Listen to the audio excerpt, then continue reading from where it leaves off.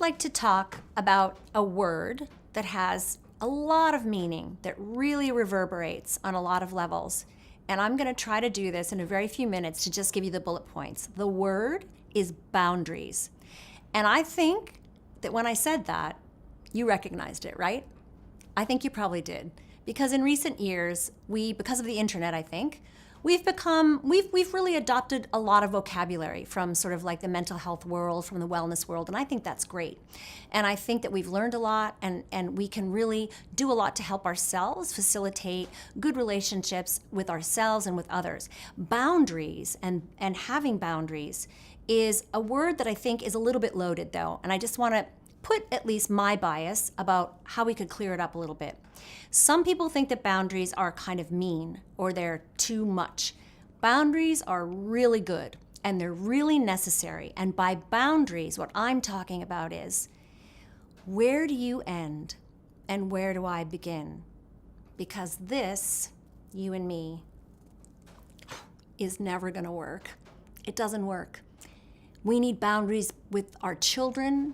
We need them in our love relationships. We need them in all our relationships, whether they're professional, familial, loving, friendly. We need them because we need to hang on to and cultivate our sense of self. We need to know our feelings. We need to learn how we're going to learn to communicate what we think and what we need with others. And we need to cultivate the skill of really listening, seeing, accepting and working with the other, right? And we can't do that if we're like this. We can do it if we're like this. Maybe we're like this if we're acquaintances, or I hardly ever see you and you just work in my building and I say, hey, with a cup of coffee every week. But if we're in a family, maybe we're like this, or friends. But this space in between, that's the boundary. And it's not like, bad, don't step over that line, get off my property. It's not like that. That's not the way we want to handle it, right? But here's what happens really often. Either people are leaping over your boundary and just assuming everything, coming over without telling you first, calling you 10,000 times a day, dumping all their problems on you and never listening to you. It goes on. I'm sure you've had friends like that, and I'm sure that we've all had relationships like that. Or you're letting people leap over yours. You're either letting people leap over yours or you're leaping over somebody's boundary. And maybe you don't even know it. Maybe you feel like, no, but I'm really close to them. They know that I always need them. No, it can't be that way, because you know what? That's unconscious.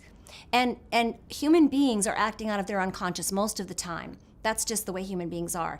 But we want to work to be more and more conscious.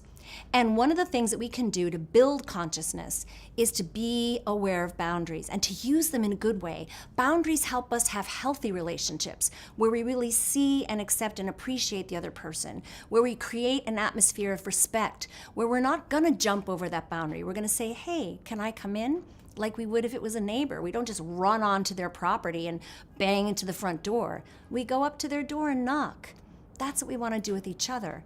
As well, even if we're caring, even if we want to help everybody around us, we can't have people just coming at us all the time because we're not ready for it. We get depleted, we get drained, and then that's the other side of the problem. A healthy relationship is one where everyone's taking care of him or herself, caring about the other, and wanting to communicate effectively, wanting to make bonds, wanting to have understandings. And we can't do it if we don't have a limit to what we can do, if we're not aware of what we can do and what we can't do, because after all, none of us can do everything for everybody. It's just not possible. And not if we don't have a boundary, which is just like, this is where I begin, this is where you end. I'm here and you're here. Just investigate it a little bit. Even if you think you already knew what boundaries were about, investigate it again, maybe from this point of view, and see if you notice it at all in your life, or see if you can come up with something that's helpful to you or somebody else. Please visit my website at susan-lambert.com or have a listen to the podcast, In the Balance, Connecting Mind, Body, and Heart, which you can find at inthebalance.life.